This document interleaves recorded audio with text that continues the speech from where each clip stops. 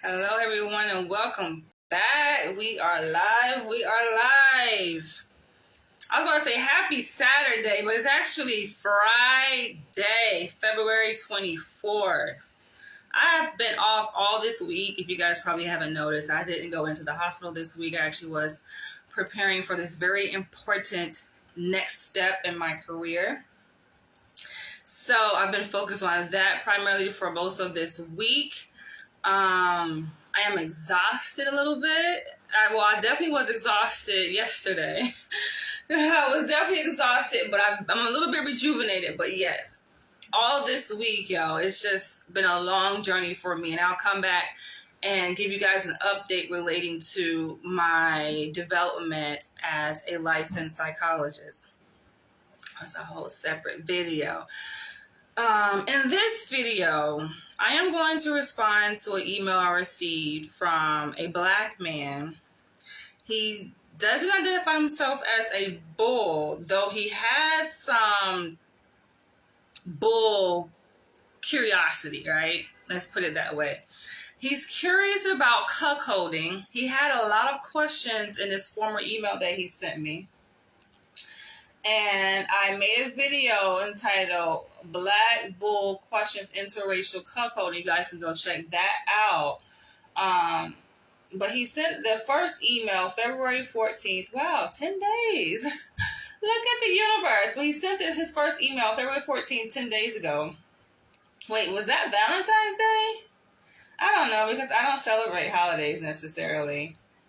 And so in the second email, he did a follow-up February 20th, and he had to clarify some things.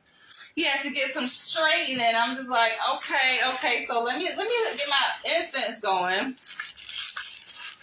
And for you guys who don't know, you're probably wondering, like, why does she burn incense at the beginning of all of her videos? It's like a ritual. It's something I've been doing as far back as I could remember. I think since I had my very first apartment. How old was I when I got my first apartment? I lived in a dorm when I was 18 years old. And then after that, I moved into an apartment with my partner at the time when I was a sophomore, like 19, 20. And then after that, I guess I got my first apartment after that when I ended up moving to Tallahassee to finish the remainder of my bachelor's degree at Florida State University. I was staying in a townhome community. But yeah, I think that's probably, was that the first? No, I probably started back when I'm pretty sure I was burning incense in the dorm. I'm pretty sure, probably even before then, probably even in high school when I was living with my dad. So this is just like a thing that I do. It's a ritual. It's a form of grounding. Am I familiar with grounding and mindfulness techniques? Yeah, it's just my way of centering myself in the present moment and relaxing. And yeah, I do this all the time. I have a lot of candles that I burn. I burn incense. So it's my form of aromatherapy for you guys who probably were curious. Let's get into it. So I have some things that I do want to address here in this video that may rub a lot of y'all the wrong way. And that's okay. Right? We don't have to agree. As long as we are respectful. I like to emphasize that it should go without saying. I feel like I shouldn't have to say this to men who predominantly watch my videos. Like men, looking at the split between men and women, my viewers consist of, I think YouTube told me, like 99% men. That goes to show you, women really don't watch my videos. They somehow stumble across my videos, but they don't really watch my videos. It's the men, it's you guys who watch my videos. And so I get that I'm talking to a beta male audience. I get that. And not just beta males. Some of y'all are undercover bisexual men. And there's no shade, there's no judgment when it comes to whatever sexuality you identify with or don't identify with, but you really are. But I also understand within certain sexual identities, there's an underlining motivation. There is some underlining hostility there, oftentimes towards the opposite sex or gender, which is driving oftentimes these people to be attracted more so to the same sex, right? Or resort to that, and have developed these aversions towards, people of the opposite sex. I get it, right? A lot of this shit stems from childhood. You guys will, come and you share, you're open about different experiences you had as a child. A lot of y'all have hatred towards your mothers. I've said this with, I explored this idea with a few members on my treatment team at the hospital where I work. That's a theme that I've observed with the men that I treat. The male patients that I treat, that is a common theme, that many of them, they hate their mothers, right? That's the common theme I'm seeing in individual therapy and group therapy. Like, you explore their relationship with their mothers and they just hate their mothers. It's just like, But then you begin to peel back the layers and you understand, okay, I see why, right? One patient talks about how his mother abandoned him. He was neglected by his mother. As a little boy, she was out in the streets prostituting herself. He would see this. This is things that she was doing in front of him. I remember when I first stepped into this field of mental health, I was working as a residential counselor. This is back in Florida. And I was working with a group of kids who was wards of the state of Florida at a lockdown treatment facility. And I was very young. This is like post-bachelor's. I was like 22 years old, 23 years old. And one kid actually bit his mother's nipple off. Like he bit his mother's nipple off. Actually, his foster mother's nipple off, right? There's a person who attempted to adopt him. He bit her nipple off. But rewind, going back to his birth, his biological mother placed him in a dumpster, just threw him away, right? So I understand, and this is the reason why I often encourage you guys to go back, right, and to explore who you are and how you have come to develop and shape these attitudes that you have shaped, right, within you. It's not to judge who you are, whether you are a cuckold man, whether you're a bisexual woman, whether you are a bull, no matter how you identify yourself, right? The reason why I encourage people to do that is so important.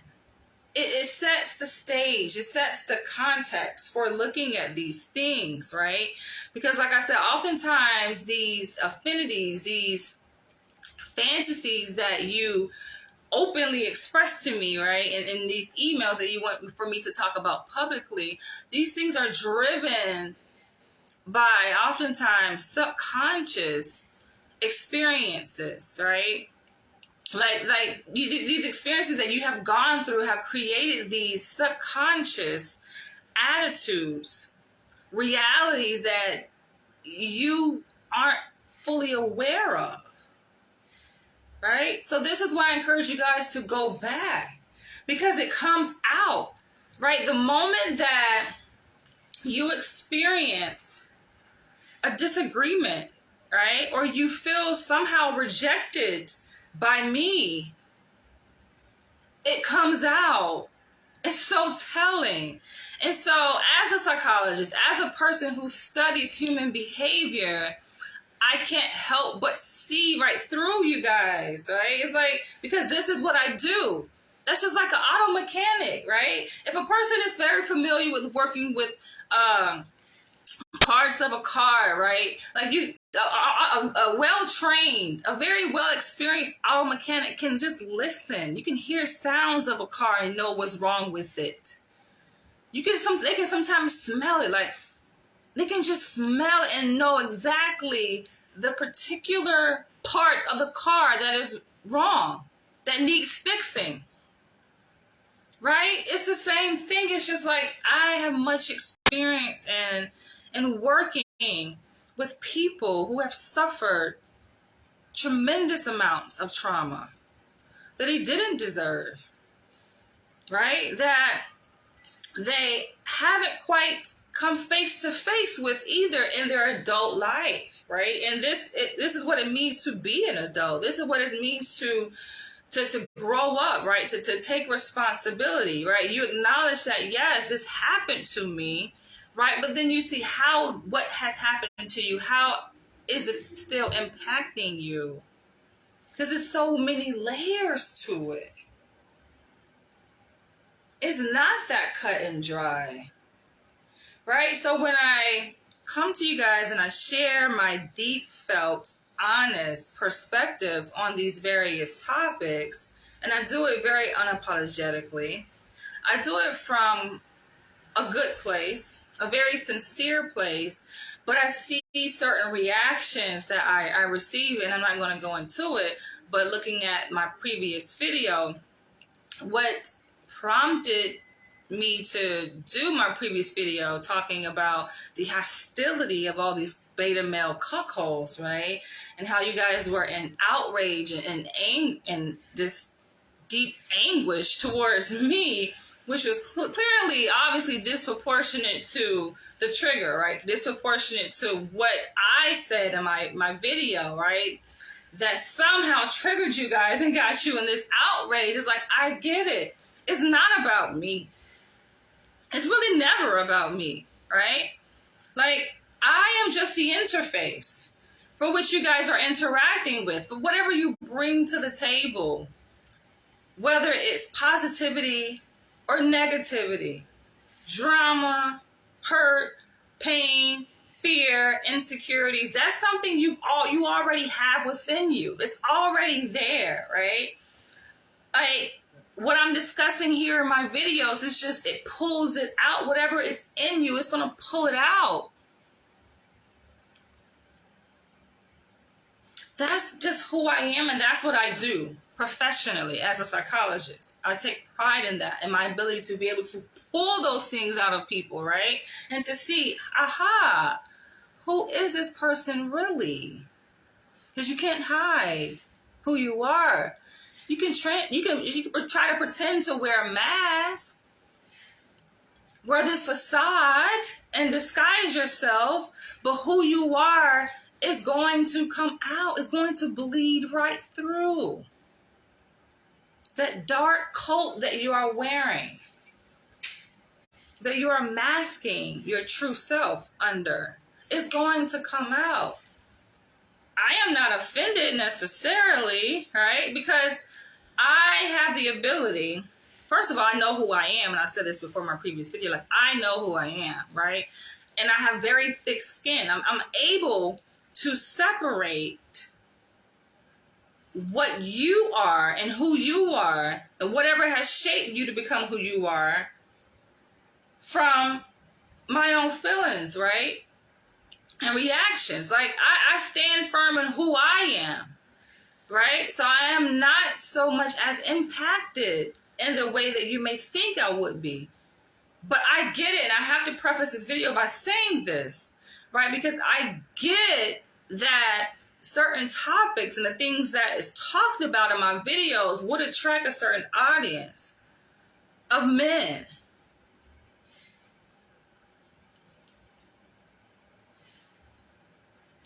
And as I was saying, I should not have to teach men how to behave and how to respect a woman. Not just me, but this is how you treat and respect women, right? No matter how triggered you are. It just goes back to who you really are and your values and the integrity or lack thereof that you have. And it bothers me. Sometimes it bothers me to the extent where I feel that I don't have to tolerate that. I don't have to have you guys in my circle. I don't have to allow you to comment on my videos, right? I don't have to receive emails from you guys. I can just simply block until you take the time to look within yourself and deal with that and are able to converse with me in a respectful manner. I get that some things I'm going to say here in this video, as I respond to this email I received from this black man, you're probably not going to like, right? So I just wanted to set that foundation clear here in this video. You don't have an issue with me. You have an issue with yourself. Let's be clear. The issue is not with me. The issue is with yourself. I am just the interface. So let's begin.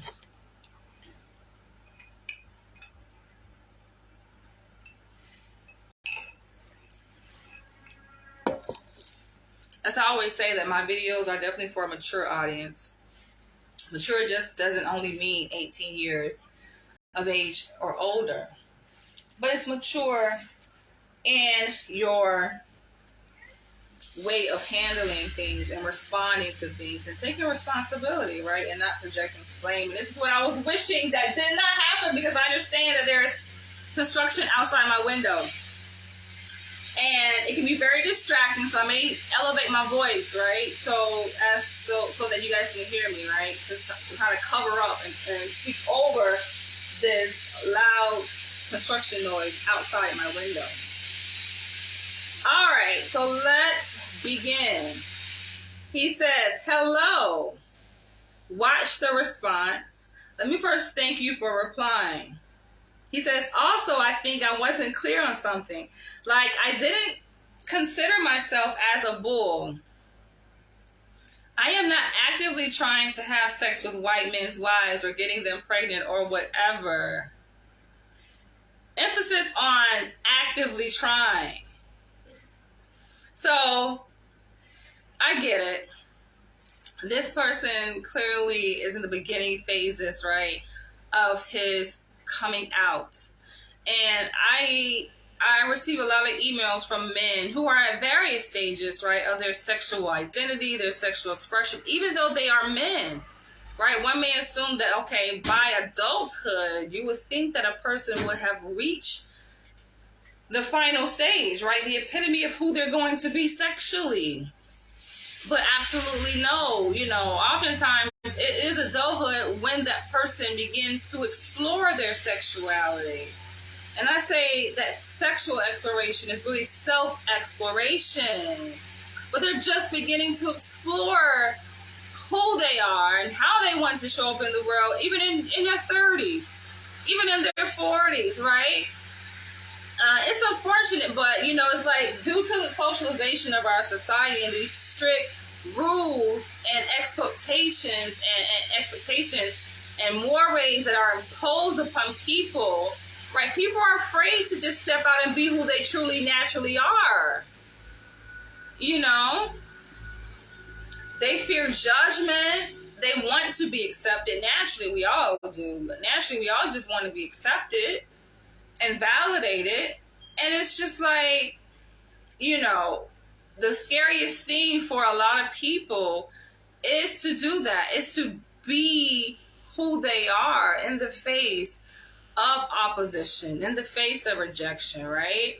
So it's just like a lot of emails that I receive from men, a common theme is this kind of tiptoeing around their interests, right? It's kind of tiptoeing. It's not blatantly saying, yes, I want to fuck white women as a black man, right? It's not that. Right? Or yes, as a white man, I really want the black man to dig out my asshole, right? It's usually not that, you know, bold, right? It's a tiptoeing around it. right? It's just slowly the easing into, right? It's like, it's like a baby, how a baby is just learning to walk. And they're filling out their environment. You may see that they are grabbing onto things, right? As they're trying to get a foothold in their environment before they feel confident enough, before they trust, first of all, the foundation that they're walking on enough, and then trust their legs, that their legs can hold them up. They can hold themselves up to be able to let go. But first, they're holding on. They're just tiptoeing around. They're not too sure. They're not too confident. But when they finally let go, they're like, I'm walking. I did it. Without mommy's help. Without the support of this couch. I am walking. They feel so happy. But in those beginning phases when they're first learning how to walk, they're not so sure. And that's like what I'm getting from a lot of men. They're not quite, they're just tiptoeing. They're just learning to walk. I get that. I get that from the way you express yourself, from the language that you use, very tentative language that you're using. I didn't consider myself as a bull. You didn't, or you don't consider yourself as a bull. Right? And granted, to your point, I sometimes will fluff up the title because I know it's going to get people's attention, right? I get it. So I did add that in there, though you did not deliberately say you are a bull. You did not deliberately identify yourself in your email that you sent to me on February 14th that you're a bull. You didn't say that specifically, but everything that you said contextually in that email points to that, right? Like, you're curious, you get these advances, you receive advances from white women, expressing their interest in you, soliciting your interest, and having sex with them behind their husband's back, their white husband's back, let's be clear, right? And you're wondering, what is that about? And then you go on to say, well, if I was to do it, these are the stipulations that I will have. One being, it can't be behind his back. It can't be in a cheating context, right? Because you have respect and integrity for the sanctity of marriage, apparently, right? Or at least that relationships. You respect that sanctity of two people coming together and not doing things slick, right? So you said that's the first stipulation. The second being, you don't want a man watching you. You don't want the husband there. You would maybe possibly, there's your tentative language, right? You're tiptoeing. You would consider fucking a white woman in this situation if the husband you don't want him watching. But no, you're not a bull. I'm not a bull. But maybe you're considering it. You've been considering it because you have white women, and you said the number in your previous. You said what? How many? 6? Did you say 6? At least 6 times by different women. They want to have sex. You've been asked this by 6 women, different women. Okay. So it's making you wonder, like, is this my calling? Yeah, we are just getting started, okay? We are just beginning because you guys know, obviously, when I speak from a certain place, right? I'm very genuine. But also keep in mind that I am a Pan-African, true and true, through and through. I am. So my perspectives and what I will share with you guys in response to your email is, my thoughts coming from that perspective through a Pan-African lens.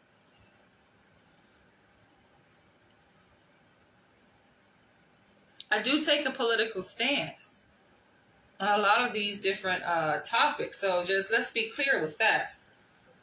We're going to get into that in a minute, right?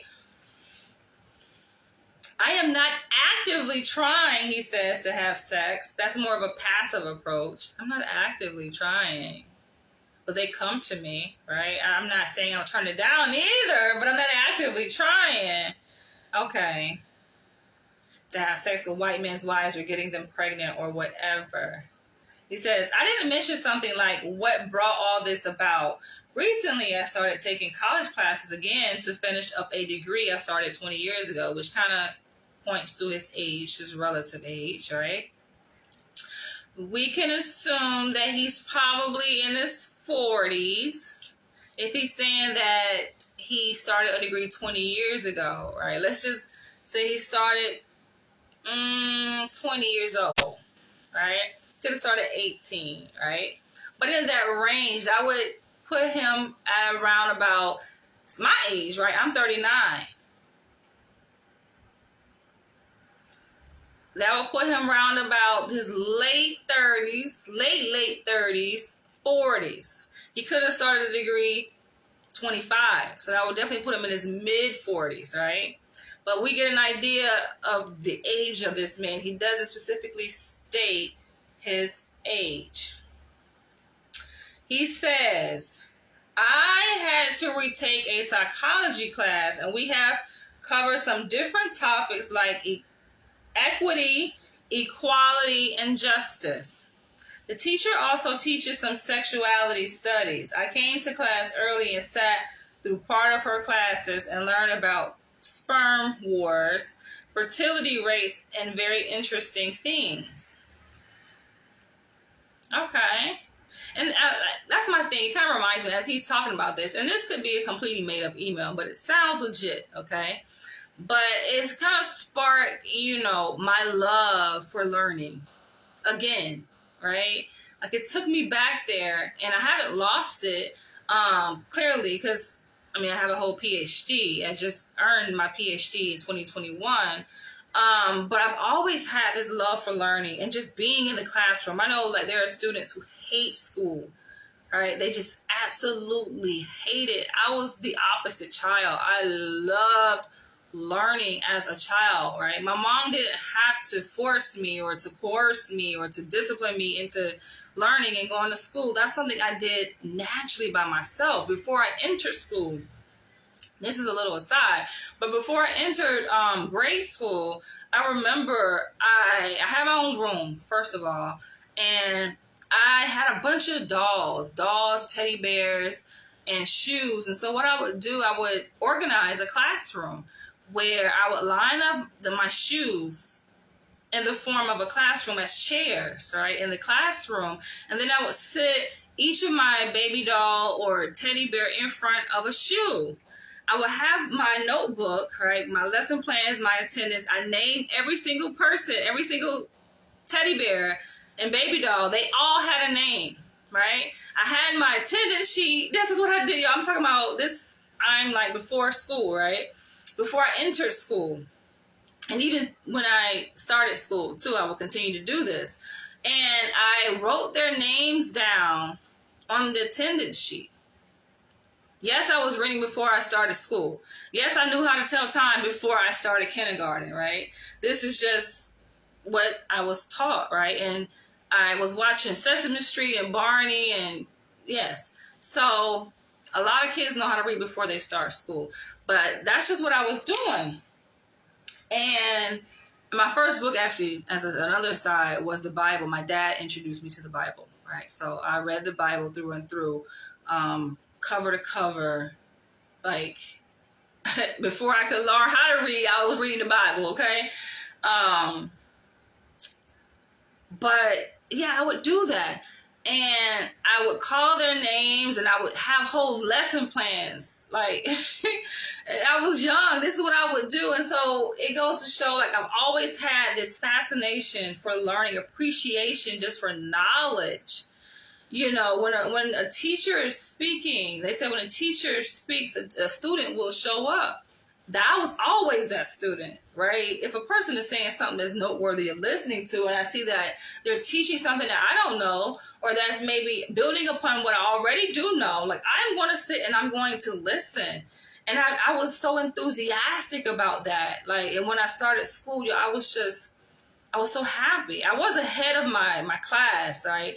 So much so to the point where my teacher made me like her assistant, because the things that they were learning, I already had knew.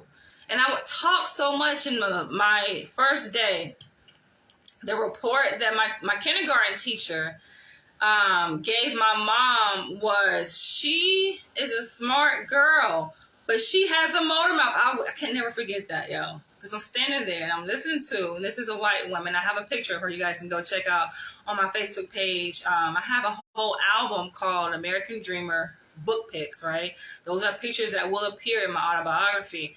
But I have a picture of myself standing next to my kindergarten teacher, and I remember the names of all of my grade school teachers because I just love school to that much, right? Funny enough, and I have a whole another story relating to my kindergarten teacher. I'm going to come back. I know this is an aside, but that's a report that she gave my mom. She was like, she has a motor mouth. And I think after that, it just made me kind of more introverted and just shut me down, because I felt like it just killed my little self-esteem at that time. I was like, oh, I'm not supposed to talk. I clearly talk way too much, and I still have that. And some people are surprised because I'm naturally, I don't know if it's because that experience, but I am an introvert. I'm like, maybe I would have been an extrovert if my kindergarten teacher did not shut me down. Well, people meet me nowadays as an adult, and they were surprised when I tell them that I am an introvert, especially if you guys follow me online, because clearly I talk. You know, I can talk for hours, and I'm not tired. My jaws are not tired. Like, cognitively and psychologically, emotionally, I'm not exhausted. I'm just like, I can go on and on and on and on and on and on. So yes, I guess she was right. I do have a motor mouth. But fast forward, years later, after I graduated from college, I took another job it was a part-time job, I think, as a substitute teacher. And I went back I was assigned actually, but I was able to, I think, pick, from what I recall, I was able to like pick which schools, pick whichever assignment that I wanted to do, to log in online to this website, the substitute teacher website, and you're able to pick which schools, elementary, middle school, high school, pick your assignment essentially for that day. And I think one of the assignments I remember I picked was the elementary school that I went to, Sally B. Mathis, in Jacksonville, Florida. And I went there and I had a class. I think it was younger students. I had a class, and we on the schedule had a time to go visit the library, right? So I'm taking my class. I can't remember which grade I had. It wasn't kindergarten. I think it was older kids. I think it was like third grade or fourth or fifth. But anyway, on the schedule, I was to take them to the library so they can, read and get a book and read or whatever. So I remember taking them to the library, my class, and lo and behold, guess who is in the freaking library, yo? My kindergarten teacher. She recognized me. She's like, wait. And she recognized me. She was like, Danielle. And I was like, I looked at her. I'm like, hi. She was like, you were my student. I was like, Miss Gordon. Yo, I'm talking about fast forward. Like, I'm already a college graduate at this point, right? I'm a young postgraduate student, but I'm still a college graduate. And I'm like, yo, so many years, and she's still teaching at that school, number one. And she's still teaching kindergarten. I'm like, damn, you know how many years? So I probably was like, let's see, this would have mattered, maybe 23, 24. No, older than 24 at that point when I was substitute teaching. And so we're talking about, I'm in kindergarten. I entered kindergarten. I was 6 years old because my birthday comes late. My birthday is in September. So it comes after school started. So I had to wait a whole fucking year before I was able to qualify to enter kindergarten. But I was 6 years old. So yeah, we're talking about like about 20 years, yo. 20 freaking years. She's still freaking teaching. And she introduced her class. She was like, hi guys, take a look. This is one of my former students. I was like, oh my gosh, yo. You know, I felt old at that point. I'm like, damn, I'm looking at those little kids like that was me. Here I am, a whole grown ass woman with my own class. But yeah, I love school. I love learning. And so like hearing him talk about taking classes, right? You know, I also had said to myself that even though like I'm graduate, like I've achieved the highest freaking degree that you can achieve in my field, and with the PhD, like I miss school. Like I want to go back. I feel like you can never stop learning, you know. And so I think about like how college was when I was there. It was much more conservative, right? You know, and I know every school is different. I graduated from Florida State University, and I also graduated with my master's from a school here in New York, Long Island University. But just my psychology classes, like in general, you know, were much more conservative and not really, you know, open to alternative things, you know, even though I would bring that, especially with my interest in BDSM, I would bring that. As a matter of fact, now that I remember, sorry you guys, I know I can go on tangents, but it's still, I think, somewhat related. But I remember when I took classes at LIU on the island, not downtown Brooklyn, like I'm open, right? I don't hide things. I don't like have to go out and promote my website, but I don't hide it either. And so when it's relevant, I share that in my class discussions. And my professors were so welcoming. Like they were curious if it. They're like, oh, they wanted to learn more about my interest in BDSM and explore my website, you know, and they were encouraging me in that. Now, fast forward to me going for my PhD out in Los Angeles. Those they shunned me, okay? This difference in experience. But yes, here he goes. He says, recently I started taking college classes again to finish up a degree I started 20 years ago. I had to retake a psychology class, and we have covered some different topics like equity, equality, and justice. The teacher also teaches some sexuality studies. I came to class early and sat through part of her classes and learned about sperm wars, fertility rates, and very interesting things. I did a video by request of some white person wanted me to talk about, I think, sperm competition theory or something like that related to that. So you guys can go check that out too if you want. He said, this is all echo in an event I went to about 27 years. I was still living in Baltimore, going to college. I was invited by a friend to some kind of event for Black education. It's starting to get interesting. He says, Dr. Francis Christ Welsing, was a speaker there. That day, hanging out, my cranberry juice. I haven't had breakfast yet. But it's not even 11 o'clock yet. It's like 10:52 in the morning. He says, that day hanging out with one of my friends with some of the Black frat members in one of rec room areas. Dr. Wilson was there with some other people. She was speaking to some people. I don't remember how or why, but they were talking about sex and racism. She was there. There's a lot of typos here. She was there and was discussing with this guy with a group of people. Okay. I was listening in on the conversation. She mentioned the psychological aspect of sports and sex. She explained that the innate fear of white people is that they will be bred out. Dr. Frances Cress Wilson has some very interesting and controversial theories that she published in her books. One of which is the ISIS papers. You guys got to go check that out. I did cite Dr. Frances Cress Wilson in my dissertation literature review. The funny thing about my literature review, and just, first of all, developing a research study can be very exhausting, and it's very challenging, especially the nature of my topic relating to race and identity and implicit racial bias. Me being a black woman, right, a student, my chair, and I chose my chair. We get to choose, but they also choose us too. Like, there's a matching process when it came to that at the institution that I went to. But she's a white woman, but she's liberal, right? On top of that, she identifies herself as a lesbian.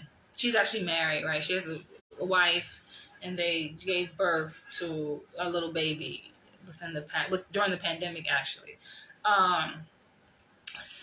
But even still, though, it's just like, okay, although she may identify as a minority, quote unquote, right? They kind of lump us all together, racial and sexual, and, you know, the whole sexuality minority thing, kind of lump all of us in one container, but it's different, right? My experience as a black woman minority is much different than her experience as a white woman, you know, lesbian minority, right?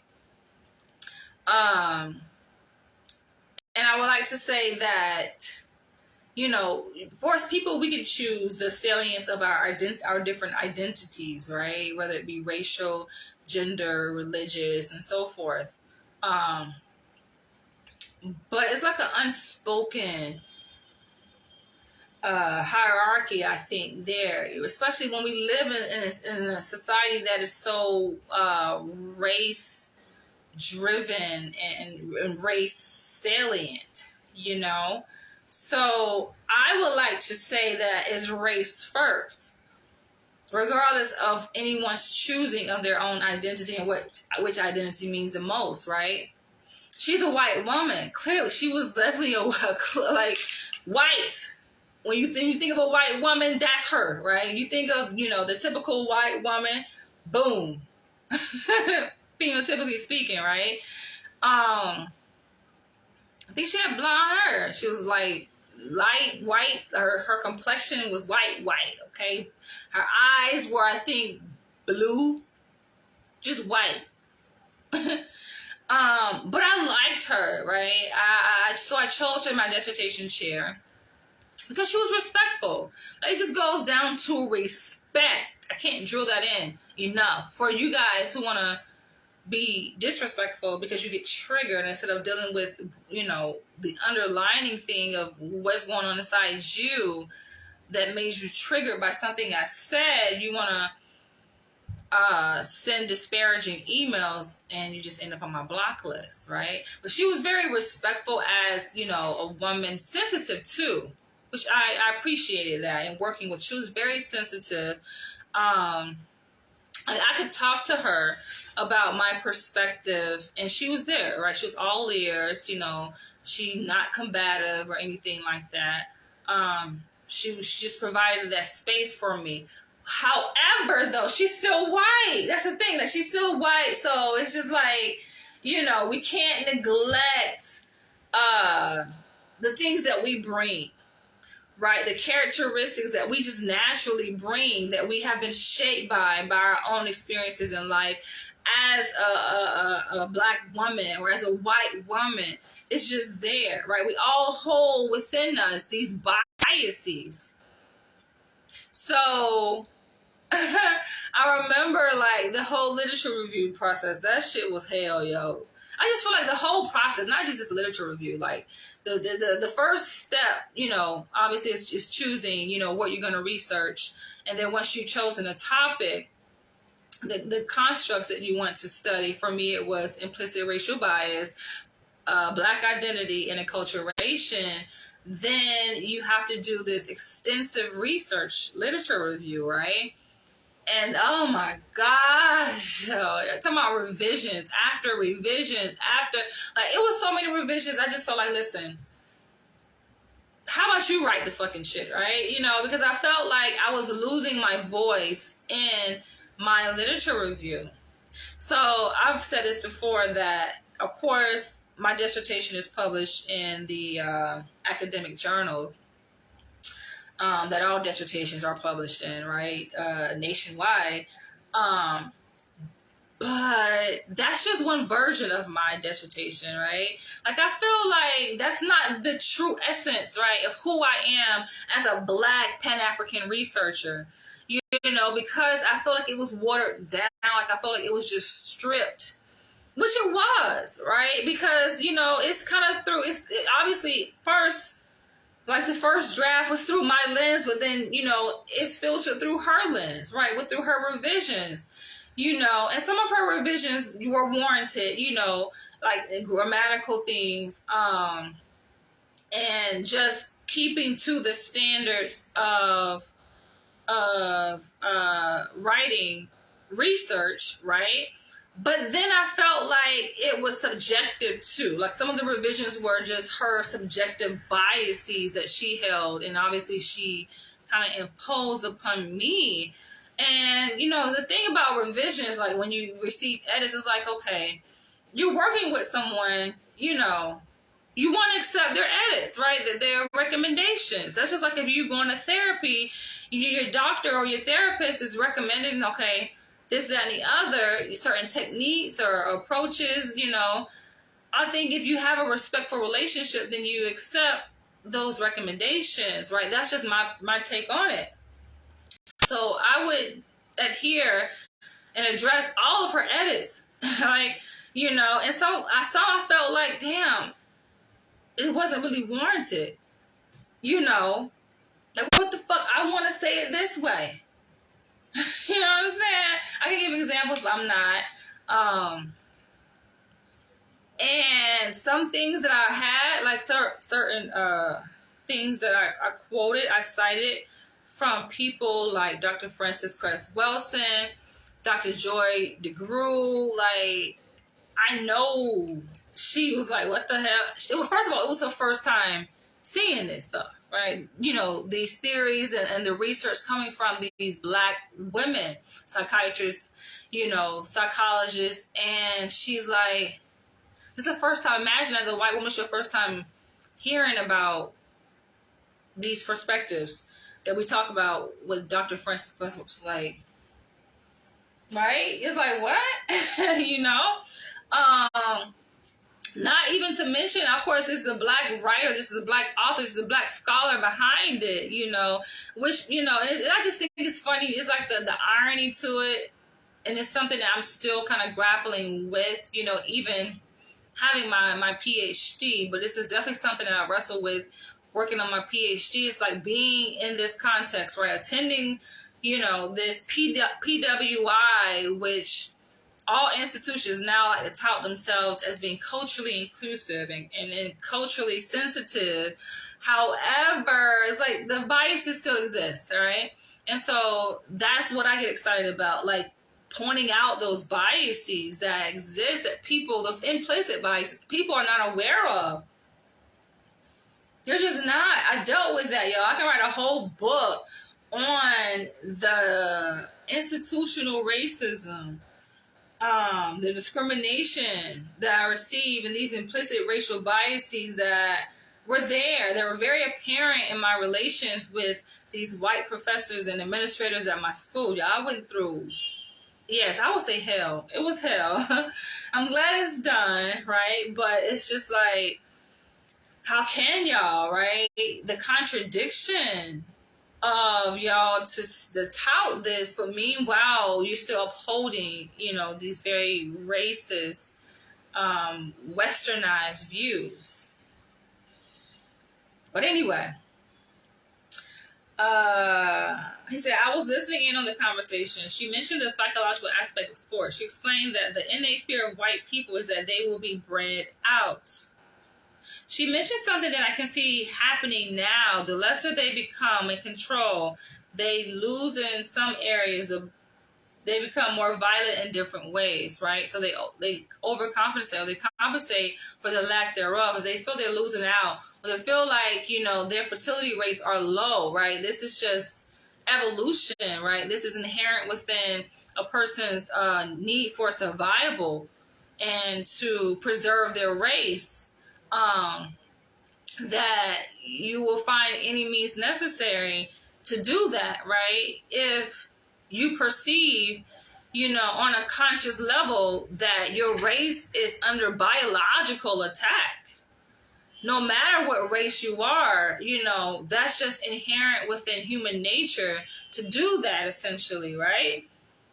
So that's what he's saying here, that's what she was talking about, that, their need to create these systems of white supremacy and racial oppression, right? Their need to target black men directly is out of fear, right? It's driving, this behavior is driven by something. What is it driven by, right? It's driven by fear. He says these people would not necessarily use genocide or some heavy-handed tyrannical approach to keep power. She mentioned through, this is this is where it gets interesting. I'm like, okay. She says, I gotta read this again. She says, he's paraphrasing what Dr. Francis Cress Welsing said. These people, these people being obviously white, he's black, so white people, right? White people would not necessarily use genocide or some heavy-handed tyrannical approach to keep power, which they still do, right? There's many ways to skin a cat, as they say. She mentioned through homosexuality, demasculinity, and other subtle conditioning tactics they might use to further destroy us. We got to pause right here. Let's park it right here for a minute. That's powerful, right? And I do agree. All right, as I said, there are many ways to skin a cat, right? So yes, they could use very aggressive approaches to attack, right? But there are many different ways, right? If you perceive someone as the enemy, it got dark, I think, because the light, it's approaching like noon, right? So the sun is repositioning itself. But anyway, so it's like, okay, it's like if you perceive that your race, like biologically, right, from a survival perspective, is under attack, then you will find any means necessary to preserve that. And yes, white people have done it through aggressive means, right? That's when you see the police brutality. But then there are other ways. That's why it's systemic, right? It's not just within one system, within the criminal justice system per se, right? It's not just within that system. It's within all different systems within society. That's what we call systemic racism. We're looking at the many different systems in which this common thread of white supremacy and very strategic racial oppression or race elimination exists. We look at education, the educational system, the healthcare system. The list goes on in religion, in politics, right? There are many different ways to skin a cat, and they use every way possible to do that. I agree, right? with this statement here that they come at a different approach, to gaining power. And we see that. I've talked about this before, the emasculation of men, right, in media. I mean, if you have your eyes open, you see it. You have to have your eyes open to see it, right? Some people just dismiss it as, oh, it's just entertainment. Why make a big deal if a black entertainer, like Kevin Hart, for example, is agreeing to wear a dress, even though he said when he first came out that he's not going to be seen in a dress, that he's not going to be manipulated into putting on a dress. But he gave in. And you can go and find where he was wearing a dress. Sashaying in a dress, right? Recently, Cardi B, I was on her live when she was live on Instagram, going off at this uproar that has surfaced on social media in response to these black male content creators who, for black people and many people in the black conscious community, perceive them to be as coons, with the buffoonery, making really a mockery of the black race, right? And not upholding the integrity of what we should stand for, right? By, their acts, right? To gain views. And obviously with more views, you gain more money. That's just how the algorithm works. So I think I come across their videos, but for me, this is just how I am. If I don't like something, I don't watch it. All right. I'm not going to make a big fuss about it. I'm not going to go on this long tirade. Like, I'm just not going to feed into it. I'm going to pull my energy out of it. Right. I may speak on it one time, but I'm not going to watch it. Right. I think we make something bigger when we invest our energy into it. And so clearly that's what has happened, because so many people are talking about these black men, these content creators, and I guess they're going around to restaurants and they're being filmed, like eating chicken, like, kind of like animalistically or whatever. They, from what I've seen, they're just acting silly, right? It kind of, to Cardi B's point, that's just what they're doing. They're just acting. They're goofy, right? It's something I wouldn't be interested. It's not going to be entertainment for me, right? I may, scroll through it and I stop and I'm like, okay, who is these motherfuckers looking like clowns, right? And they're just kind of like, in position like in a monkey shape or a gorilla shape or whatever. And symbolically, that, obviously what they're doing, their content holds so many, symbolic meanings, right? And that's the reason why the black community is in an uproar. So she took to her IG to kind of defend them, to say that, as black people, we are so quick to tear down our own, right? She looked at the uproar, this outrage that the black community, has surfaced in response to these black men. She's like, we wonder why we can't have shit. White content creators can go out and make a lot of money making the stupidest videos. Silly shit. That's really what goes viral. It's just a silly, obscene foolishness, right? They can go and do that. I'm thinking of Jim Carrey. He came to my mind. I just saw a couple of videos of him recently. He was funny as shit though, that motherfucker. But it was like no holds barred comedy, and when it comes to white people. But she's like, black people, we hold each other back. We point fingers, we tear apart, and we start petitions to get people banned, to get black content creators banned, so that they're not able to make money. She's like, just let them go ahead and make their coins. If you don't like it, then don't watch it, kind of thing. That's her perspective and that's her take on it. But yeah, hold on. Give me a second. And I'm just like, everyone is entitled to their opinion, right? That's her opinion. which, you know, like I said, I was on that live, and I do somewhat agree with what she's saying. And then you know, that was, I think, before I actually took the time, because they're trending now, right? These guys are trending. You know, I saw her. I was on her live video, and I'm agreeing with her. But then I come across their videos, and I'm just like, I don't know. Hold on, I'm trying to seem like it got dark because the sun is changing.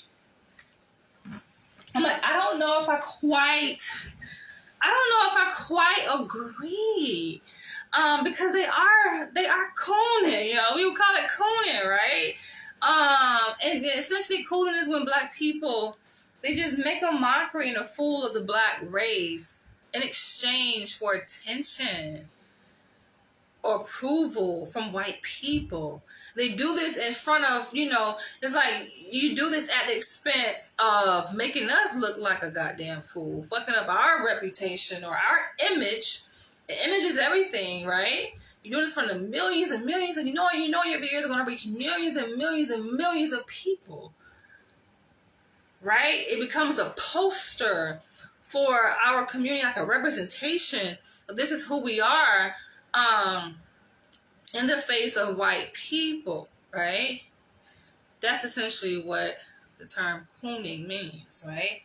You have different people that display that kind of behavior in different formats. So, yeah, I see it from both perspectives. Let's continue. He says, one of the people in the group said pretty much what you said about a black man's dick is a weapon.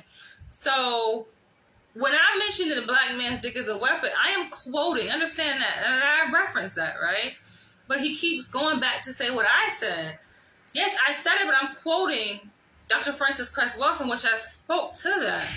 That she said that the black man's dick is like a weapon, and essentially, if the black man wanted to reverse this whole system of racism,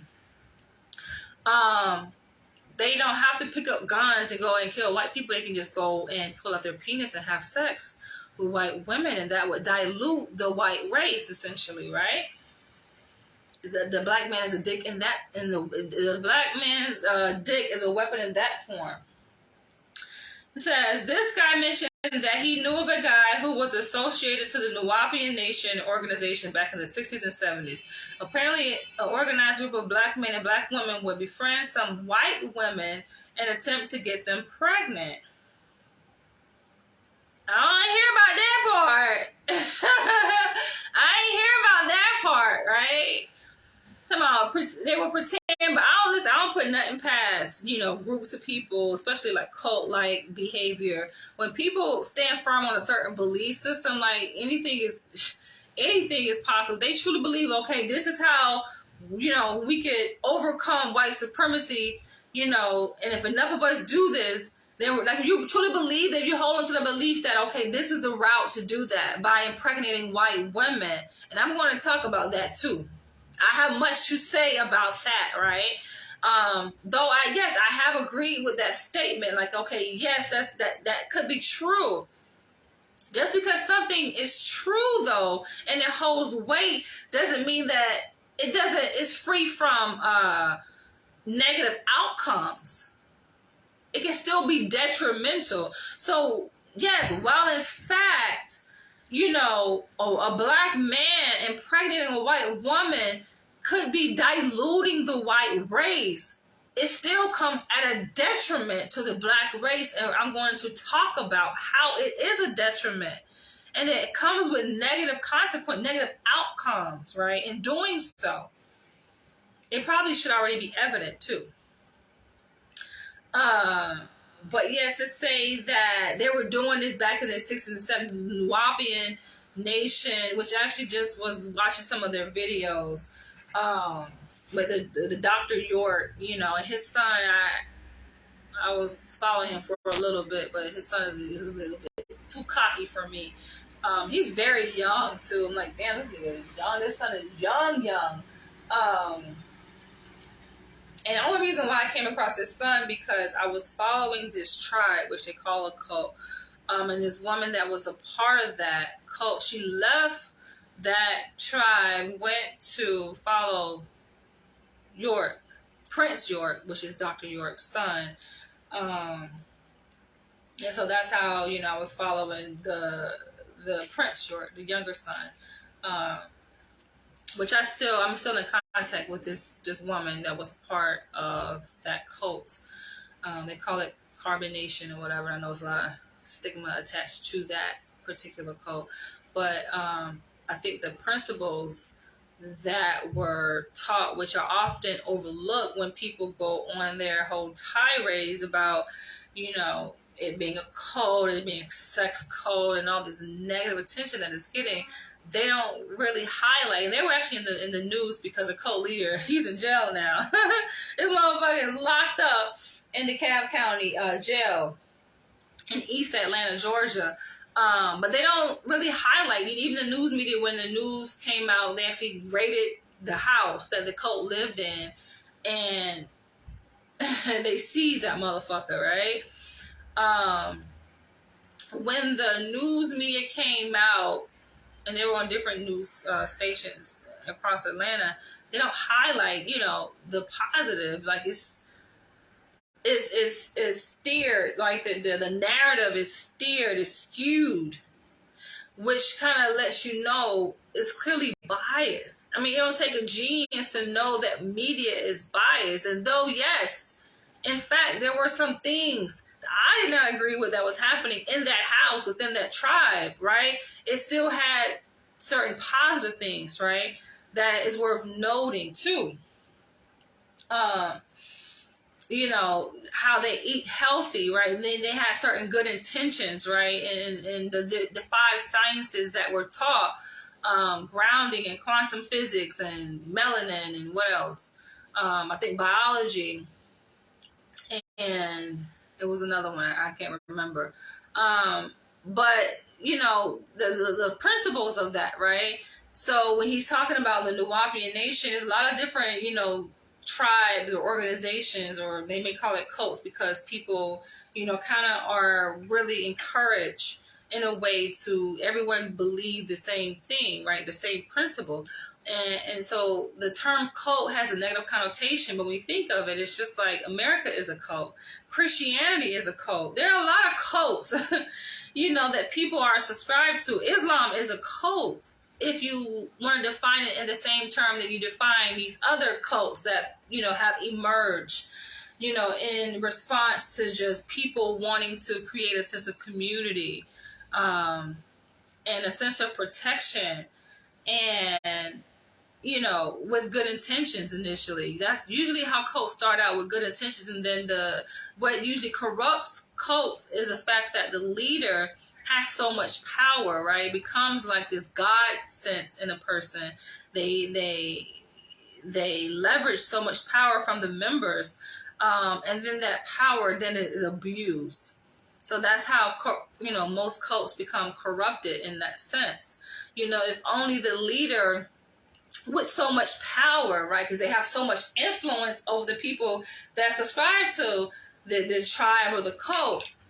If only the leader could find a way to keep him or herself grounded in those situations, then perhaps, the cult could sustain itself. But they usually crumble from within because the leader, is so consumed with power. And that usually is linked to something that they haven't dealt with in their childhood. You can go back and see, like, okay, this person, the cult leader, especially of carbonation, he grew up without a mother, without a father. That's enough said right there, right? He grew up in the foster care system, right? So this is the need for acceptance, in a family system. This need for inclusion, this need for power. Think about how disempowering it could be as a child with no mother, no father, right? And really nobody wants to adopt you. And even the person that does adopt you, you're getting abused by, right? That's his story. So it's just like, yeah, it makes sense to go back. But I don't know. If, like, you're watching this, right? The man who sent the email, send me a link, right? You're saying these things about the Nuwaubian organization, And this is what they did back in the 60s and 70s, where, you know, they had this thing going. The black men and the black women were consenting of this, that they would get white women and impregnate them. Can you send me the link? Please send me the link. I don't know. I'm just curious. I want to see this. I haven't heard of that though. I don't put it past them. I just haven't heard of it. He says that's what Dr. Wilson mentioned. You can destroy 3 to 4 generations of whiteness with one sperm. So this is where I'm going to interject, right? My views on that. Because although, yes, while that could be true, it's like, then what is it costing you? What is it costing the black race for a black man to do that, or multiple black men to go out and inseminate and impregnate these white women? What is a detriment to the black community? I want y'all to think about that for a little bit. What is the detriment? You know, as a Pan-African, I would not fully be in agreement with that approach. I'm not. Like I said, I agree with, you know, the basis for, I agree with that, right? I see that the intent is to dilute the white race, you know, but I'm not going to take it beyond that and to say that this is something that should be done, because I weigh out the positives and the benefits, the cost of benefit. I weigh it out and I see, okay, this would not be good for the black community. You see, into this, you gotta think of it. This is chess, not checkers, to destroy. If your intent is to destroy, which that obviously, I mean, it's not feasible. It's not practical, right? I talked about this before with my ex. You know, he was very extreme in his views, and he said that, yeah, kill all white people. That was his solution. And he's talking about with a gun. He ain't talking about with a dick. He's talking about with a gun, right?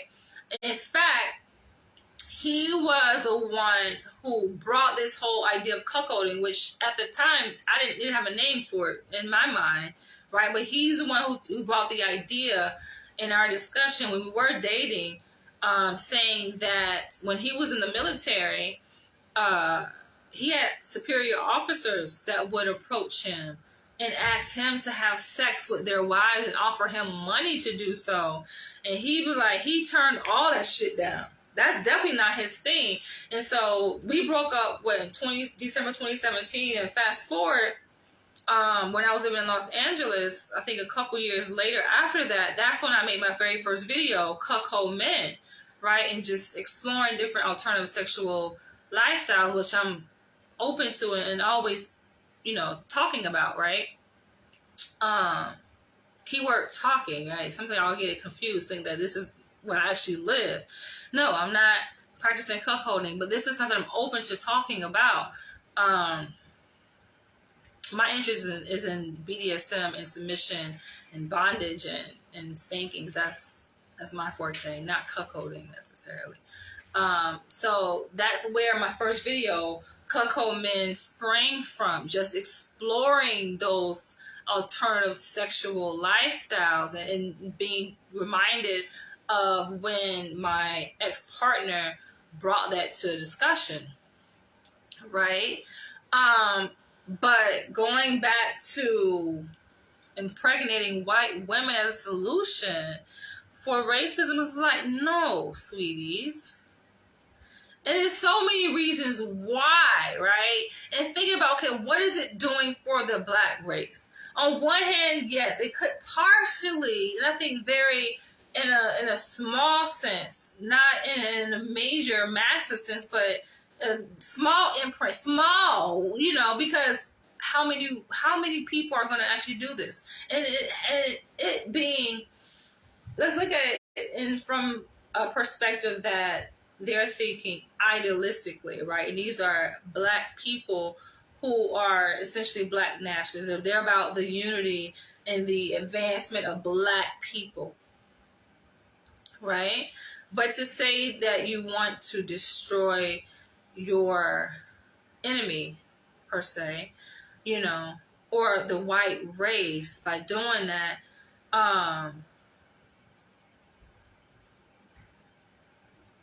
Not considering what it's doing to the black race. What is it doing to the black family?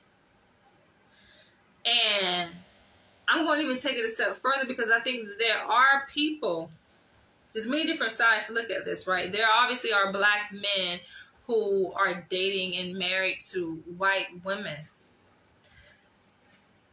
irrespective of the racial political context, right? They're just doing it because that's what they want to do, right? They're not doing it, when I say that, they're not doing it with the intent to destroy the white race, subconsciously or consciously. They're not doing it for that particular purpose, right?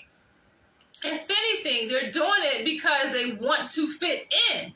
They want to be accepted. And I made a video on this a couple of years ago of why black men marry white women. I think I gave 7 reasons why black men marry white women. I think it's for protection, right? Some of this is driven by subconscious motives. You know, if the black man is being targeted by the white man, right?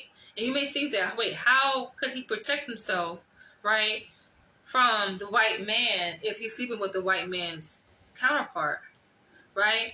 But I think in the psyche of a lot of black men, for them, it is a form of protection. To go out, for a black man to go out and to get a black woman and procreate with her, and knowing that they have an agenda to destroy, to deliberately destroy.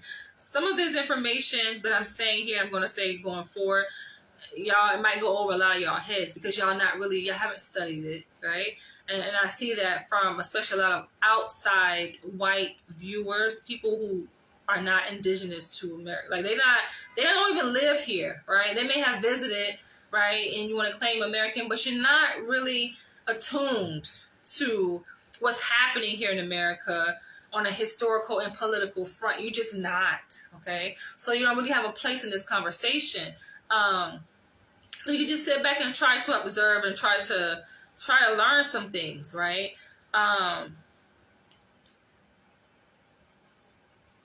But in seeing how the black man, the black woman, especially the black man, is deliberately targeted by a system, knowing that there is a system strategically designed to destroy that union between the black man and the black woman.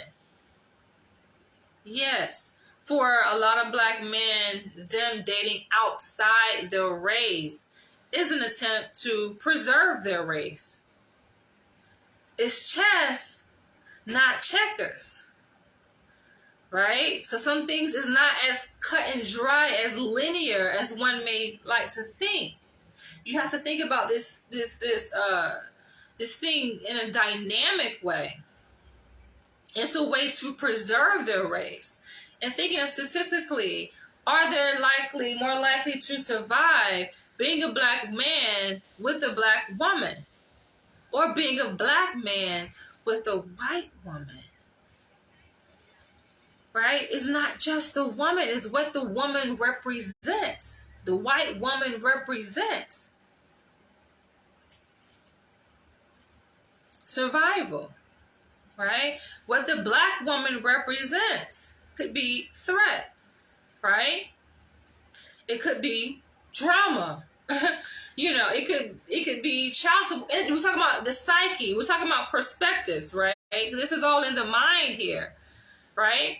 But in the mind of a black man looking at a black woman, what does that mean, right? What are the potential risks associated with dating a black woman? They're thinking child support. They're thinking drama. They're thinking, oh, we could be riding down the street in a car and we're going to be pulled over, right? But if I'm with a white woman, what is the likelihood? Right, now that it hasn't happened, and we've seen that there are brothers, even dating white women, still end up dead, right? Somehow end up dead, thinking that the white skin was going to save your black ass, and it didn't. Now the question goes, has it been a situation where they have been together, physically together? Like, has a white woman witnessed the killing, right? Where she was there, physically there, and a white police officer shot and killed her black partner? I don't know. I don't recall. I don't think so. They were dating, but she wasn't physically there in that moment to witness it, right? So for black men, it's a protective factor, I think, dating outside their race. You know, it's a longevity factor. It's a survival factor. It's a self-preservation factor. Thinking that the white race could be a buffer against high blood pressure, for example, against police brutality, against child support, right? Running the risk of being put on child support. We're talking about financial dynamics here, you know. They turn outside of their race. When black men do that, how does that impact the black community? It impacts the black community on many levels, right? How does it impact the psyche of the younger black children? We don't think about that because we're so self-centered. It's about me, me, me, me, me, right? But in thinking about how our behavior as adults, how does that trickle down to the psyches of children who are looking up to us? We know children are sponges. They are looking up to us for answers, for guidance, for direction. What does that communicate? We're sending messages even if we don't think that we are sending messages. There are so many messages being communicated without words being spoken, right? When a black man is hand in hand with the white woman, a black man is hand in hand with a white woman in public, and a little young black boy sees that, what do you think that means? Some people say, oh, it doesn't mean anything. It just means that he loves, that he found love. Like, doesn't mean anything. No, it means something. We live in a society where color has meaning and race has meaning. This is America here. I don't know where you guys are watching from. I do understand, though, that a lot of y'all are watching from places outside of America. And you may say, well, race doesn't mean anything here, right? It doesn't mean if you're black or you're white, so what? No, it means a hell of a lot here in America. You mean life or death, right? And oftentimes you guys come to me and say, well, you talk about race so much, you're obsessed with race. No, sweetheart. Understand, I was born into a racist society. Race impacts me on many different levels. I am aware of that. It's just having a degree of awareness, of attunement and consciousness of the environment in which I live. You have a lot of people, black people, who deliberately block out race, right? They deliberately just shut it out. Like, I don't want it to be a part of my purview, of my reality, right? So they don't make it part of their reality. They just shut it off. Like, that's not really part of my identity. And that's their choosing, right? That's their way of probably preserving themselves, right? Because it can be very taxing to have to exist in a world that's racist, have to look through a certain lens, always keeping race in mind. You know, that shit is draining, to say the least. So yes, these black men find comfort in white women. But yes, what is it doing to the black community? What is it doing to the psyche of the little children who we know are impacted, who we know minds are so malleable, right? What does that communicate to them? I want you to answer that. I don't have to answer that. I want you to answer that. What is it doing to the minds of black women? We can point out the obvious, the observable, what do we see in black women? Black women spending millions, billions of dollars on weave, on Indian hair, right? Wanting the straight hair, on dyes, stripping their hair of its natural color with the blonde weaves, the fake eyelashes, right? One may say, oh, this is just art, right? This is just beauty. It's just a form of expression. Why are you judging? It's not judging, but it's taking a close look, though. So this is what people don't want to happen. To take a close psychoanalytical look at what's driving so many black women to not be natural. There's a lot of us that we still are, right? We embrace our naps. We embrace the texture, the natural texture of our hair, right? The natural colors of our hair, right? The natural color of our pigment of our skin. But there are a lot of black women who are bleaching their skin deliberately.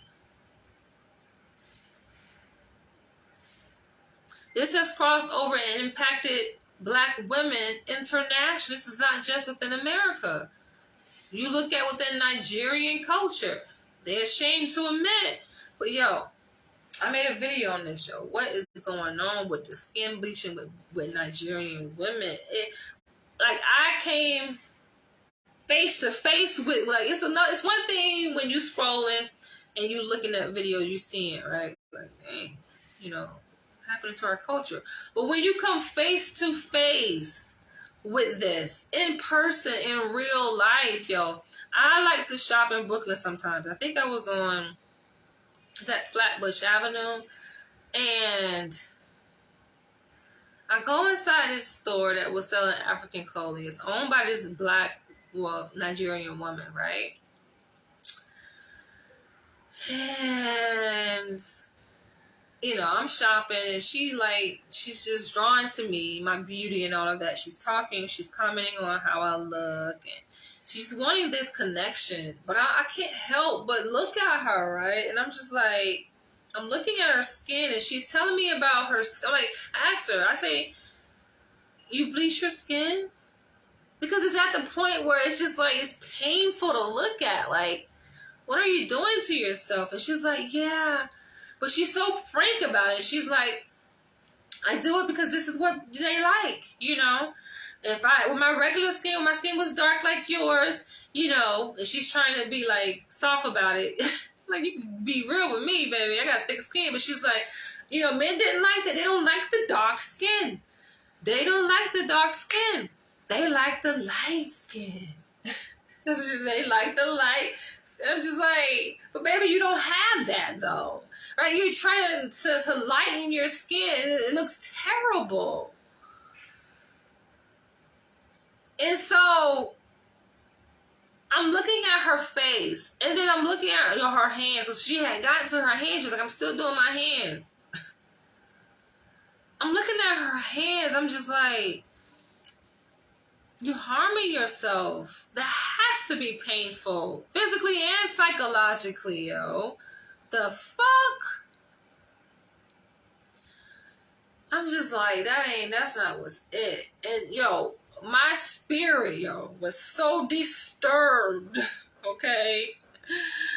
Like, I felt so uncomfortable interacting with her. I felt hurt. Like, I felt like her pain. It's like me being a black woman looking at another black woman, right? I see my reflection. I felt like so sad and so hurt. She already had started the bleaching process, right? She probably was, I don't know, about 75% done. She still had a lot more parts to do. Her hands, her extremities or whatever. And I'm just like, oh, the psyche. The black psyche is so damaged. It's so tainted, So much to the extent that this is what we're willing to do, willing to risk our lives. It's gotten bad, right? But we're talking about the impact of interracial dating on the psyche of the Black community, right? Black men stepping outside of their race. One might say, well, we can't choose. I don't choose, because I've seen videos, many videos. Y'all know I study this. This is what I do, right? I study this, right? So I'm very attuned. Eyes open, antennas up, usually always.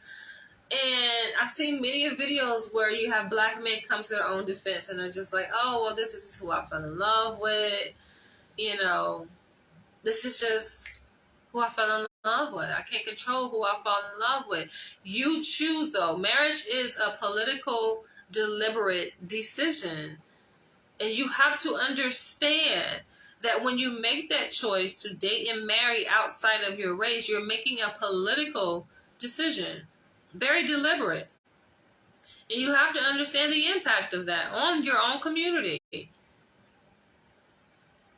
on your generations to come, if you choose to bear children. Understanding that if you die, when you die, when you die, because men have shorter life expectancies than women. That's just fact. That's science. That's average.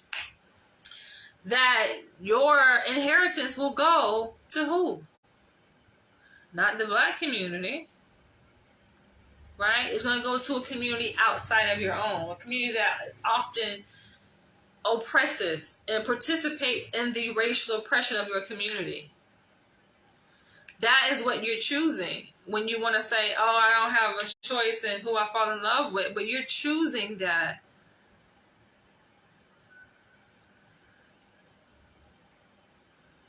Knowing that there are a lot of unmarried Black women out here, such as myself, right? But I wouldn't want that type of man anyway, though, right? When I think of Black men who have dated outside their race, who are currently dating outside their race or married to a woman, I'm like, that wouldn't be my type anyway, right? Because it's like I'm attracted to the psyche of a man, right? Yes, looks obviously is the initial thing. You should see a person physically, right? Phenotypically. You know, women like myself usually like a tall man. For me, it's dark skin, right? But beyond that, it's just like the mind. That wouldn't be my type anyway, because he doesn't know who he is. A man who knows who he is, you're just not going to succumb to certain things. You just won't, right? Your behavior will reflect the truth that you know. What you know here, what you hold here to be true, what you value, right? I start to look at that, like where your head at. Are you aware of what's happening? And then if you are, how are you responding to that? What are the choices that you're choosing to act on and you're choosing to make? Right? Based on that, then I would determine if I'm attracted to a man or not. Those wouldn't be my type anyway.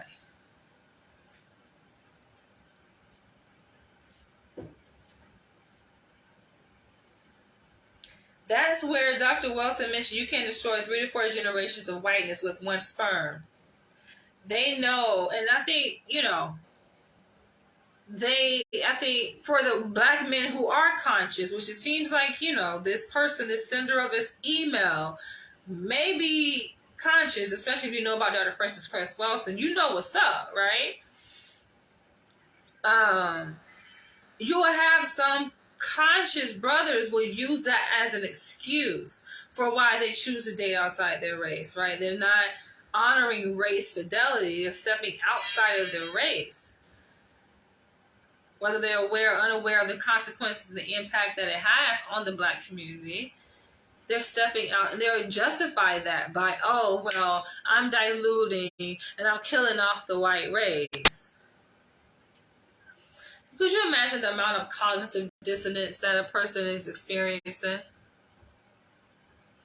You're killing off the white race. How do you come to terms with that if you're inserting your phallus into a white woman and you're lying down with her?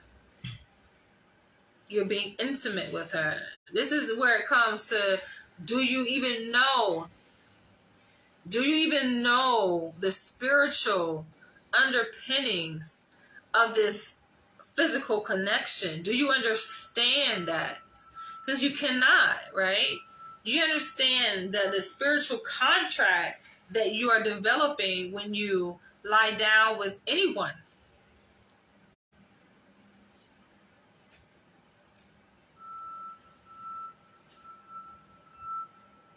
So you're acting out of ignorance.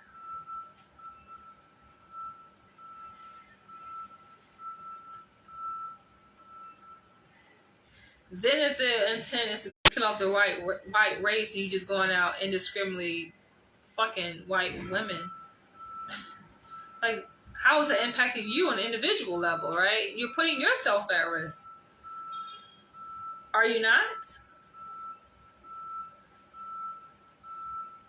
But yeah, you'll have some conscious black brothers that will try to justify, right, their own insecurities and their need for perceived protection, their need for acceptance. They're doing this out of their own insecurities so that they justify that by deliberately sleeping with white women. And that is what I do not agree with, right? Let's be clear and make the distinction. That's where I draw the line. It's like, no, I don't agree with that. I'm definitely not going to co-sign that, brother. Right? My thing is this, and I'm going to give it to you raw like I would give it to anybody else, right? I don't discriminate when it comes to me just delivering the truth and tell it to you like it is. I've said this to white, cuckold. Listen, if you want to get your ass dug out by a black man, that's your business, right? Don't sit up here and try to use women to get your own selfish needs met. When you know, deep down inside, that's what you're going for. In the same vein to black men, if you want to have sex with a white woman, just do that. Right? Like, what you do with your body, listen to what you do with your body. If you ain't got no race fidelity anyway, then you don't have to owe an explanation to the black community anyway. You have black men that this is what they want for whatever reason. There's something in them that's pulling them in that direction, right? But they feel entitled to provide an explanation to the black community and go through all of these hoops, right? Looking for justifications. So they're covered because they feel like they're going to be questioned or attacked by their own people for why they stepped outside their race. Many of us really don't care. Like, we've been a lot of black women have been so exposed, right? And it's just black men and black women alike, but especially black women, our pain is much different. It's still pain, but it's different, right? And we've been exposed to, being called all out our name, being degraded by a billion-dollar industry, the entertainment industry, right? These prototypes that they want to put in the media to say this is who the black woman is, right? We've been degraded in that way. We've been disrespected by black men face to face in real life, right? To the point of having our lives threatened because we're not interested in dating, right? You've seen stories like that where the woman just minding her business. She's not interested in dating, right? And the black man, his ego is so fragile, he can't handle rejection, so he kill her. We've been exposed to that many times, starting way back in freaking middle school, high school, right? Having to tiptoe around the black man's fragile ego. We've been exposed to so much shit, right? So when we, as a black woman, yes, it affects our psyche, but you have to understand that we have a degree of resiliency that when we see that, it's just like, listen, at this point, we really don't care. It's probably better off that you step outside your race and take that dysfunctionality over there than to bring it to us. So we don't need it, and we don't have the space to tolerate it.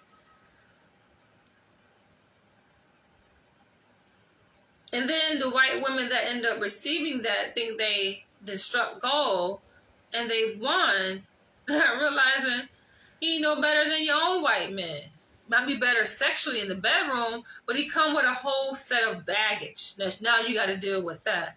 Where are the white women talking about that? See, a lot of that shit is kept under wraps.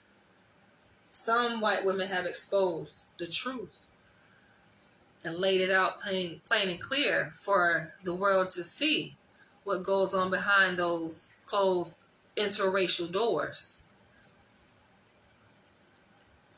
The truth is there. They dealing with all kind of bullshit with this man. Look at Kim Kardashian. Dealing with all kind of shit, you know. He also got to deal with shit too, thinking that the grass is on the other side. And realizing, well, goddamn. The issue ain't the other person, it's you. Think it's going to be better going on the other side when you got to look within yourself first. Because whatever issue you got with a black woman, Kanye, I'm talking about Kanye in the general sense of the black man who wants to bust out their race. Whatever issue you got with a black woman, you're going to have with the other race. You're going to carry that with you.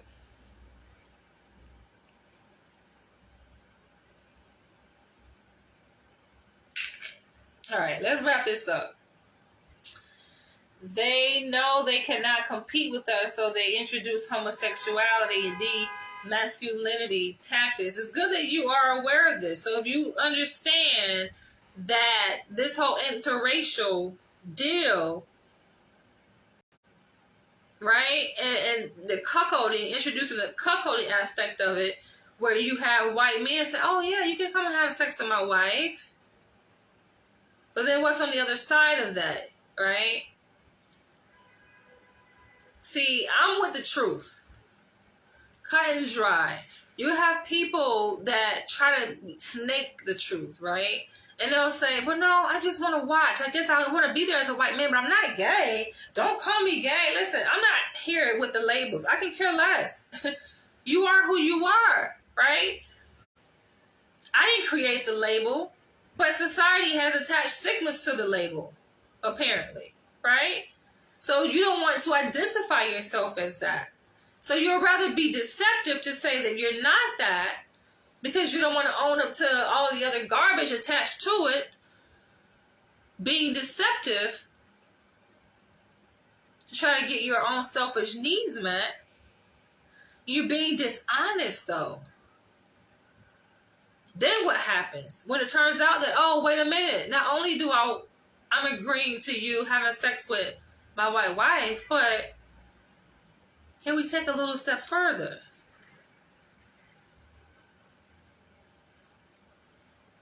That's what you really wanted.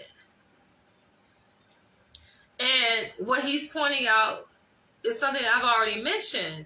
That, yes, it is a form of emasculation of the black man. It's emasculating, effeminizing this black man. So you say that you're attracted to this. He's saying that this person who sent this email that, oh, wait, I don't identify as a bull. But wait a minute. It is exciting, right? It makes me feel good. I like the attention. It is tempting. You like the attention. I bet you do.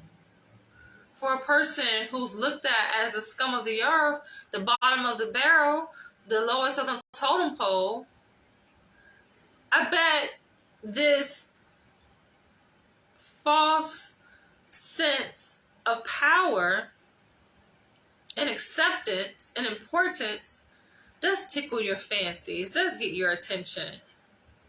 getting the attention of the white man. This is, look, think about this though. These all are these racial introjects, right? That then become internalized and become part of who we are in our psyche, disrupting the natural development of a healthy human being.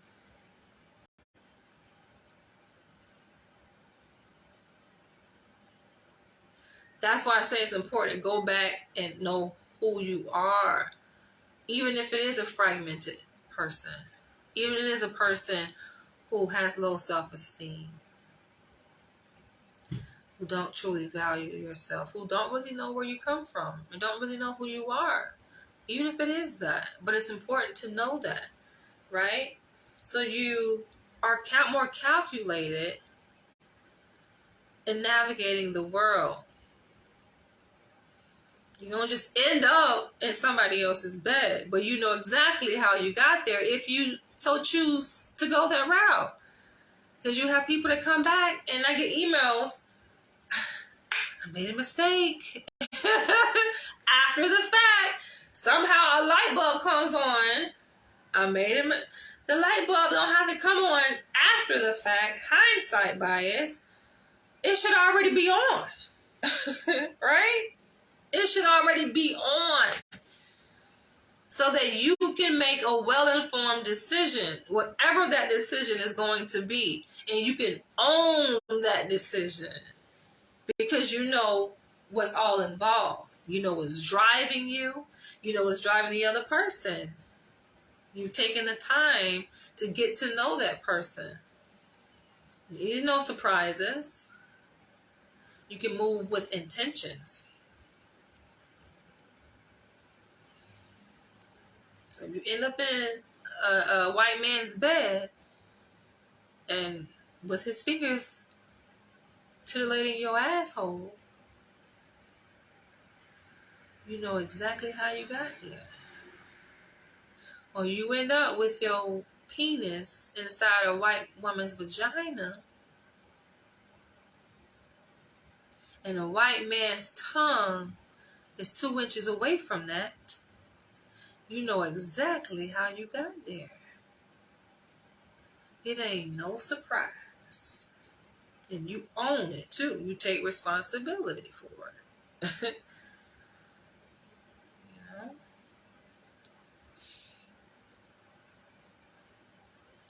All right. I'm about to go ahead and wrap this up here.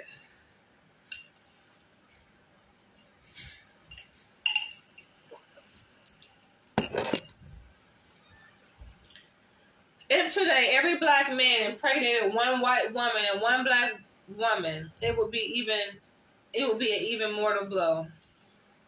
And I think, so this is another thing, like it's more than just impregnating, right? You say, okay, impregnating, that's diluting the white race. Or impregnating a black woman. That's where y'all go wrong, the black men, thinking, okay, I need to spread my seed. Have sex with a bunch of black women, and that'll fix the attack on eliminating the black race. If I'm just going out there fucking black women and impregnating. No. You got half of it right. Okay, yeah, you need to be fruitful and multiply. You got half of that right, but you also need to provide and take care. What good is it that you got a whole bunch of black people running around here and they can't keep a roof over their head? They can't feed themselves, right? They're not living up to their full potential. So they're warped with diseases, psychologically and physically. And violence. Violence is a disease. They're warped with these things because they don't have adequate resources. Because someone was too irresponsible and immature to make proper, well-informed decisions on what to do with their penis.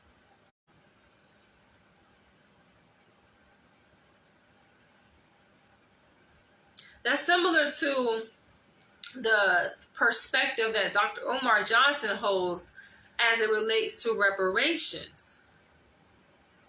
Reparations can be a great thing, right? Because that's this whole debate about reparations. Who should get it?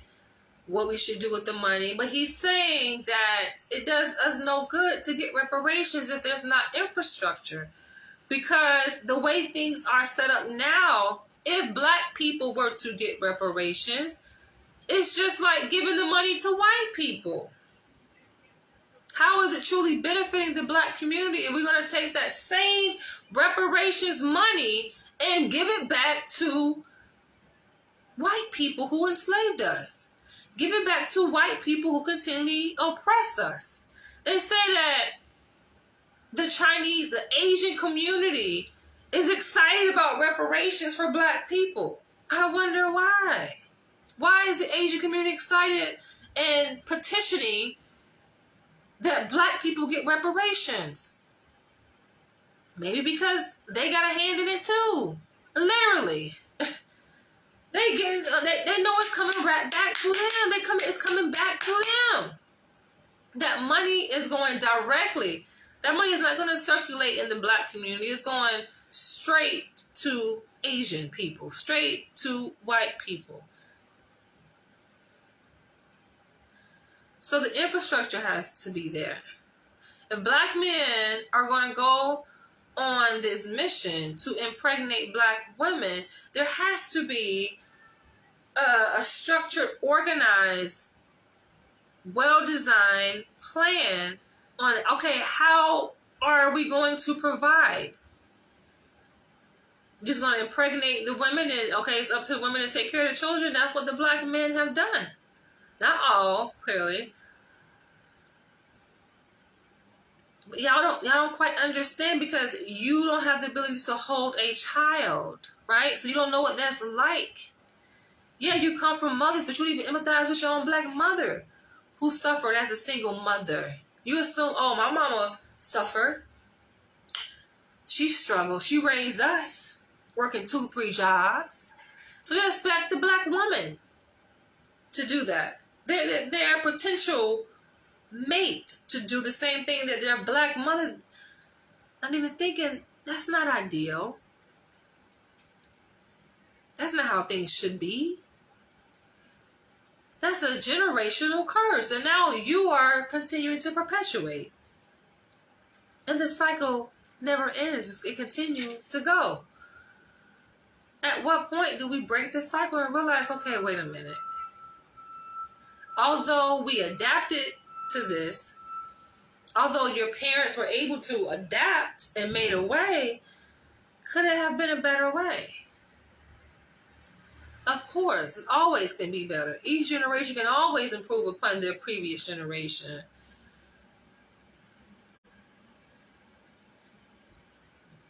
Just need people to think smart, and think things through, right? Just having sex and impregnating people and you leave it at that, how is that being revolutionary?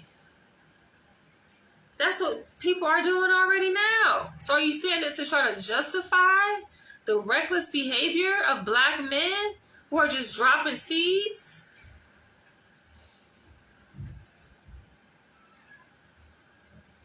Whose responsibility then does it become to uphold the community? You can populate the earth, but if people are running around like savages because they're poor, don't have adequate resources, then what?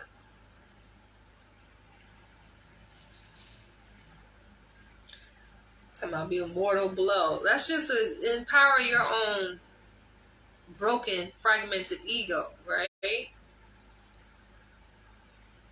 It makes you feel powerful. That's just like black men. I'm from the South, and I don't know not one person who don't own a gun in the South.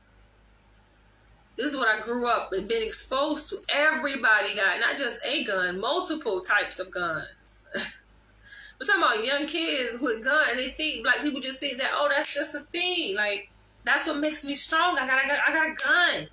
I'm safe, I'm protected, but who are you using that gun on? You're more likely to kill your own than you are to kill somebody outside your community. So who end up dead? What does that serve? You see what I'm saying? They talked about how mixed people tend to identify as black or culturally identify that way. The psyche of being black is just as strong as our genetics. Well, it's not so much that the mixed people identify as black. They don't have a choice, right? Because they're not really accepted by white people. And oftentimes they're not really accepted by black people, but we kind of accept anybody, really, right? So even mixed people, they can come on over. But white people generally do not accept mixed people as white. They're not going to accept them as white. If you're mixed, then you're black. So you're saying also that's the way to justify it, because then we get more black people on our side. But it's really how that person chooses to identify. And a lot of mixed race people, they don't really, often they don't, some of them do claim black, but oftentimes they don't. They'll say I'm mixed, and they just use it to their advantage, right? So one day they might be white, if it works to their advantage. One day they might be Asian, if it works to their advantage. One day they might be black, if they can fit in, right? It works to their advantage. She mentioned it's like a magnetic field. It's always going to orbit its origin. Like a boomerang, it will always come back. Another interesting thing that came up was adoption. How white people will adopt black children. They are conditioned to be white. Apparently, back then, a few black couples tried to adopt a white child and attempted to condition them from an African point of view. That's probably a good topic to talk about, interracial adoption and the psychological effects and conditioning. Yeah. That is very interesting. And in fact, before I end this video, I came across this blogger, this content creator on Facebook. It's a young biracial woman. She acts black though. She has lighter skin. And y'all probably know who I'm talking about. It's a young girl. But her mom, which I thought was her biological mom, because, I mean, she could pass as such, right? Because if you're talking about a mixed race person, right? You're talking about black and mixed race, black and white. It's like her mom is white, but her mom kind of got a black accent. She talked black. I think she's from the South. She talked black or whatever. Her mannerisms are black. You know, everything about her speaks black except for her skin tone, right? And obviously her hair texture. But I'm like, I thought it was her mom, and then I come to find out, realize that's her adopted mother. So this white woman adopted this mixed race child. And they have such good chemistry, though. It's interesting. And it's like, one may say, well, wait a minute, right? Because some things that she even says to her, she uses like all different types of words, vulgar language, right? Like, wait a minute, this is a white woman talking to a black child like this. Like, wait a minute, right? But they get along very well, though. They have a great dynamic, great relationship, and it works for them. So that's just an aside.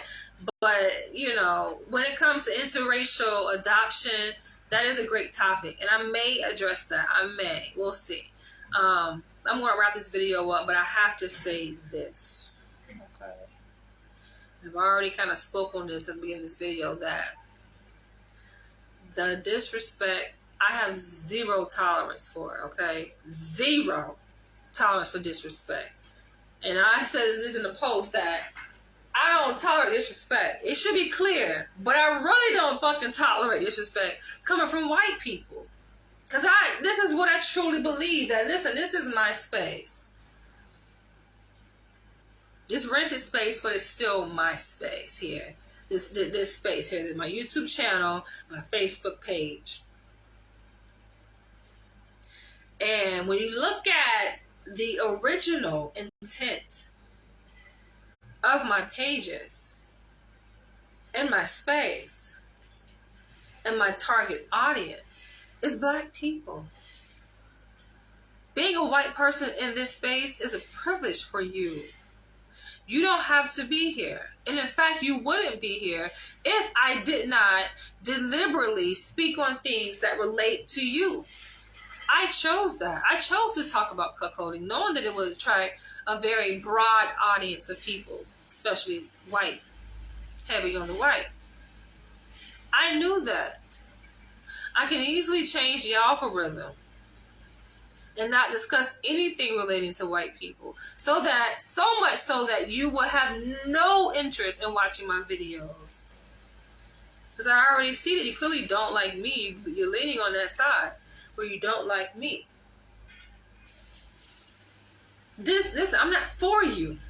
I'm for my people. Let's make that clear. If you don't see that, I don't know what you see, right? When I say I'm not for you, I am not designed, right? This page is not designed with you in mind. It was designed with black people in mind. Let's just be clear on that. It's public, so you're welcome to come and join if you want. If you feel that you have a perspective or a place here to share your perspectives, then you're welcome to do that. But I don't tolerate disrespect, right? And if I have the ability to just zero you out, then that's what's going to happen. And that's what has happened to a lot of white people. And then they just dwindle away because, no. That's not what you're not going to do over here, right? Like, this is my thing. White people have colonized damn near the entire fucking world, right? Hence the whole system of white supremacy. You want to dominate and take control over every fucking thing. So when a person as myself create a space, whatever that space is, whether it's a virtual space or a space in the physical sense, no, I'm very protective over that. As I should be. And what you're not going to do is come over here being disrespectful, especially to me. You got one time to fucking disrespect me. I ain't gonna give you 2 times, right? And I may say, okay, yes, I'm a very forgiving person. Don't get that mistaken for I'm dumb or foolish. You got one time to disrespect me, baby, and that's it. That's it and that's all. And I barely give your ass that. That's it and that's all. But I'm about to wrap this video up. I will catch you guys and girls later. Feel free to share your comments below. Share this video. Oh, I say thumbs up. I realized that last time I said the thumbs up this video, you guys listen. And you thumbs up. I appreciate the likes. But yeah, let's continue the conversation in the comments below. And feel free to follow up with an email if you want to share your thoughts anonymously. You can do so as well. And I'll catch you guys and girls in the next one. Love you guys.